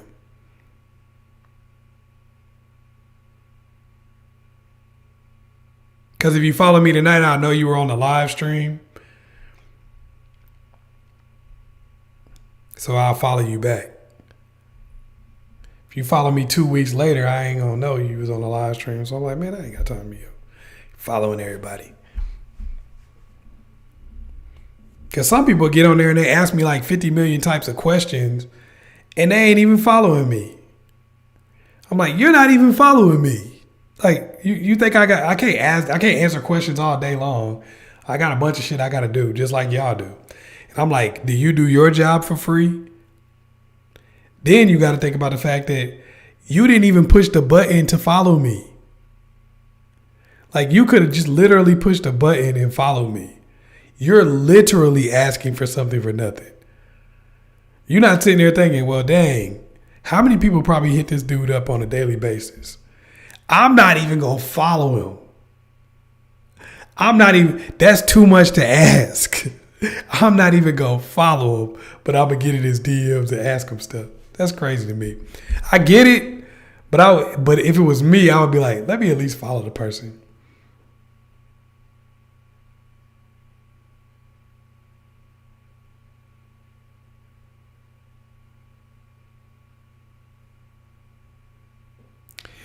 Well, I see what you're saying. C. Alexandria was talking about this kind of seemed like it might be a personal situation, but it ain't personal just to you because it happens to a lot of people. Another scenario, he tells her about his ex. She's horrible, the whole laundry list. Then lets her catch him texting her. Yeah, this happens with men and women. See, you only date men. I work with men and women, so I hear every story a million times. Look, I'm going to say this to y'all. Men and women are really not that different from each other. I can see why you probably think if you only date men or if they only date women, clearly they're going to feel like they're different from each other. My whole life I spent dating women. But when I started doing this, and I've been doing it for almost 10 years, it's one of those things where it's like, I've been doing this shit for so long that now I understand that this is like, these things happen back and forth. And sometimes it's not really about you. Like if he over here texting the ex, he might be trying to get back with the ex for whatever reason. A lot of times when somebody talk bad about somebody all day long and the person is no longer affecting their life, that's a red flag too. Because hate is not the opposite of love. Indifference is. Now, if he mad at the ex because the ex just bust the windows out his car, but if he talking about some stuff that happened a long time ago and he keep, downing her to you, that's a red flag. Somebody downing their ex constantly, man or woman, that is a red flag.